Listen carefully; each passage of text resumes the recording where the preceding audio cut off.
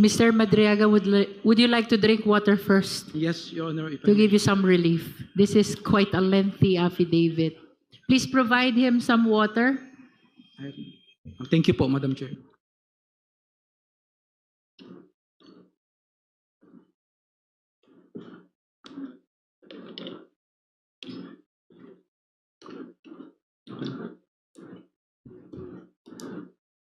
Can I proceed na, Madam Chair? Yes, you may.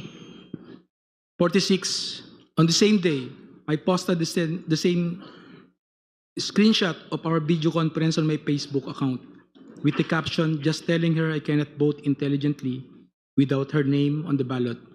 Neither can go out and vote wisely unless the name Inday Sara Duterte Carpio appears as a candidate to presidential race, Pilipinas. A printout of the Facebook post dated September 29, 2021 is here to attach. May I know what's happening to you, Mr. Madriaga? You seem to be crying. Are you crying? I just remember one moment. Are you crying? I just, You are nearly crying. May I just put it on record that while reading these portions of the affidavit, the resource person, Ramil Madriaga, is breaking into tears. On the same day, I posted the screenshot of our video conference on my Facebook account with the caption just telling her I cannot vote intelligently without her name on the ballot. Neither can go out and vote wisely unless the name Inday Sara Duterte Carpio appears as a candidate in the 2022 presidential race.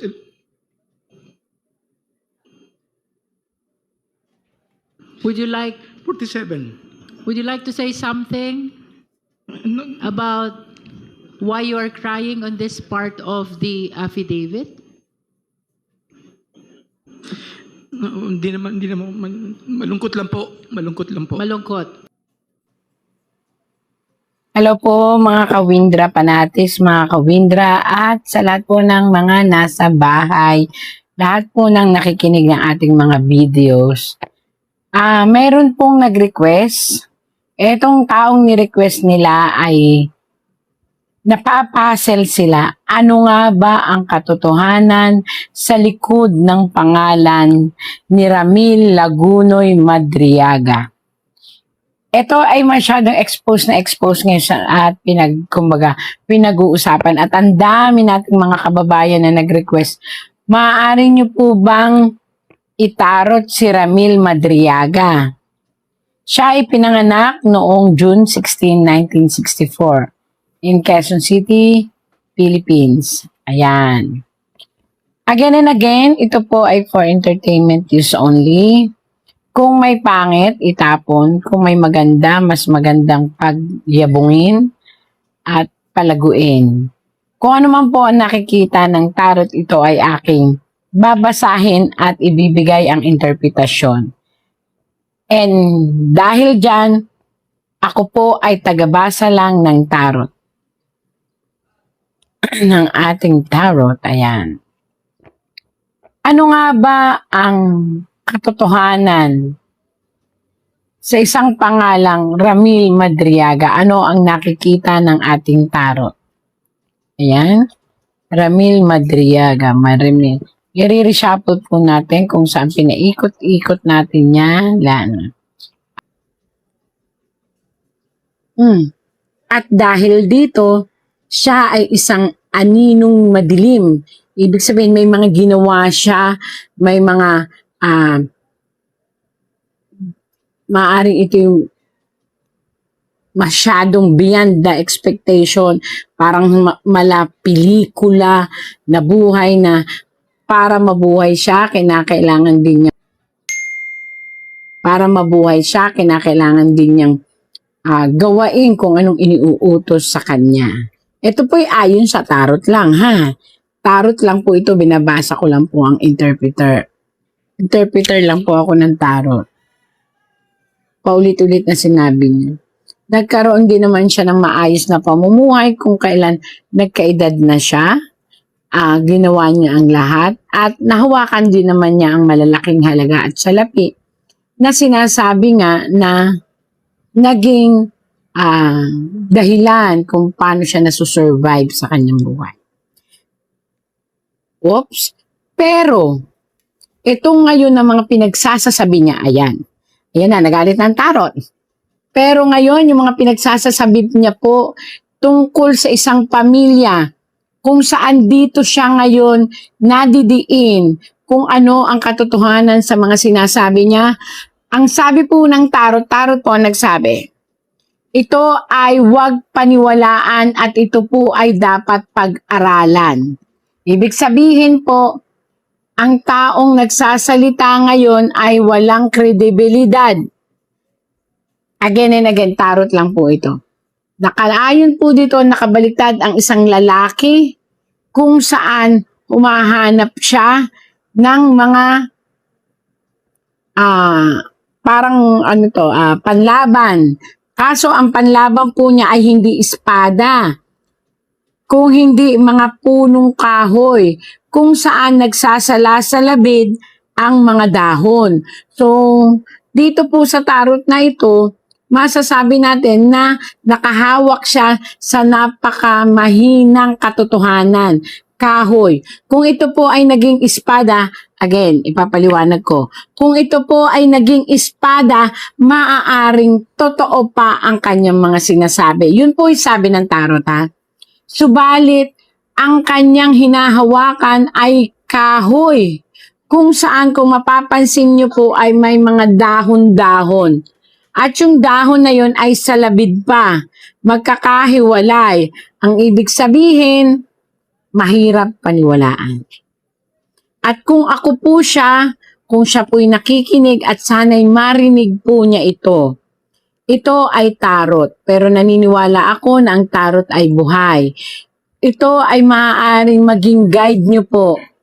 Natigilan ang anumang salasalabid na istorya upang sa huli, kaya nakabaliktad, ay hindi po kayo maipit. Sabihin lang po ang katotohanan ayon sa tugma. Wala kayong hawak na espada, ang ibig sabihin po noon, malubay. Kung espada yan, matatag, kasi metal, at talagang ilalaban. Pero ang hinawakan nyo po dito sa tarot ay ang kahoy, na kung saan ang kahoy ay tatlo. Ano po yung tatlong iyon na ayon dito? Ito ay malayo sa hinagap.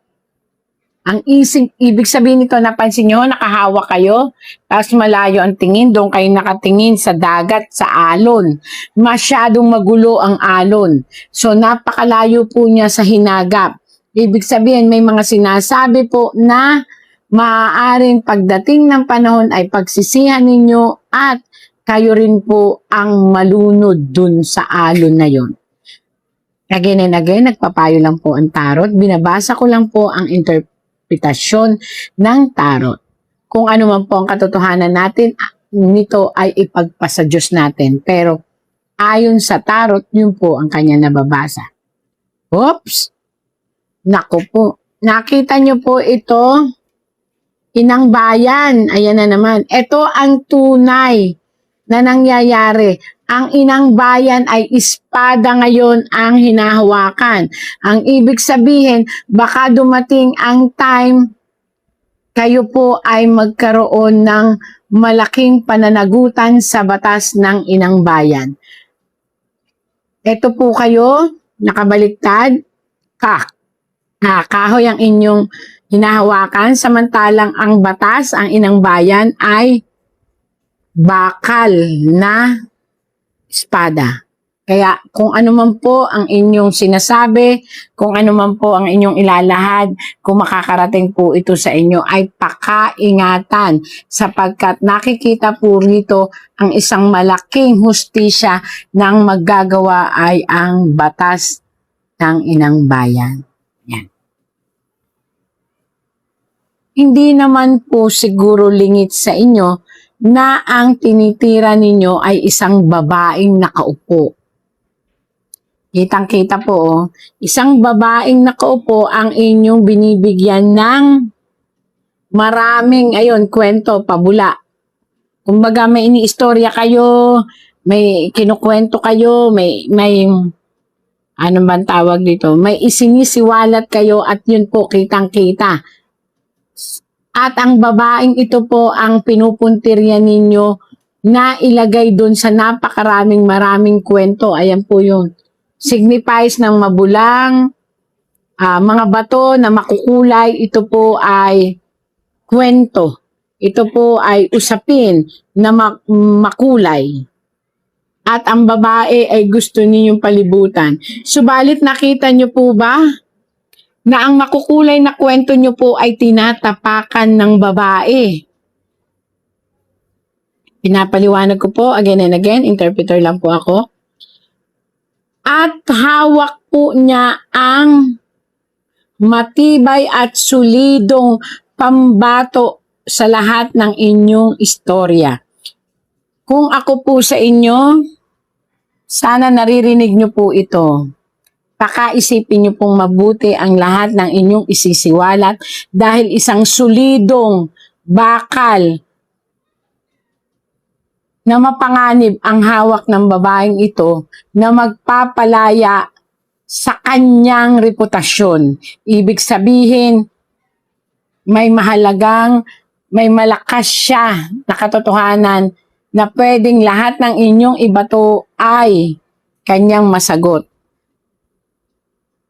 At darating ang panahon, etong babaeng ito ay magiging maganda ang kalagayan.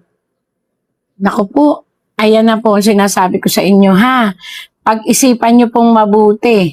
Kung itutuloy ninyo ang anumang salita na ibabato ninyo sa babaeng ito dahil ang kasunod po nun ay isang maligaya, masaya at makahulugang pagpapaupo. Ayan. Ng pamilya.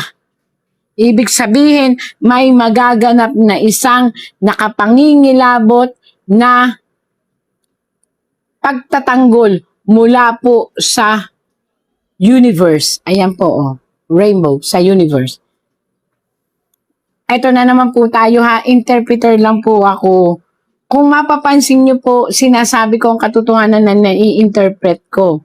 Na kung tutusin, kung ang mga tao ay nakikinig, itinutuwid po tayo ng tarot. Bakit pa kinakailangan gumawa ng kahit anong mga salita ang isang tao para pabagsakin ang isang babae? Ayan ang liwanag oo.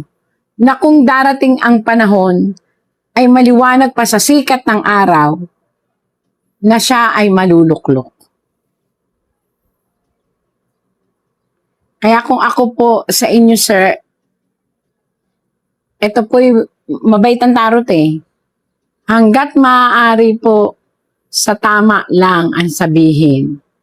At wag nang magdugtong at magparabula or makinig sa mga may dalawang aso na wow nagtuturo. Ayan po, may dalawang aso na nagtuturo kung ano ang dapat gawin.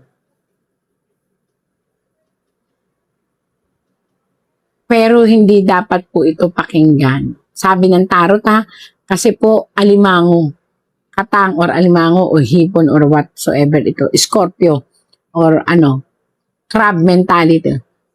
Ihilahin kayo, pabagsak nitong mga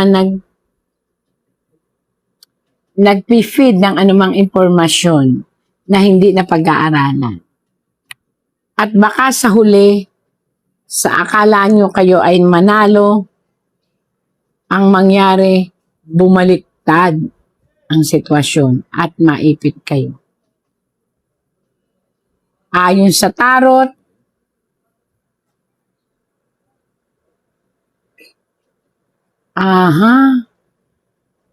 may kinakatakutan po kayo na isang sitwasyon, naiipit kayo. Pag-isipan nyo po bago magsalita. Ayan po. At tayon din po dito sa tarot, nagdadalawang isip kayo dahil nalilito na rin kayo sa sarili ninyong salita.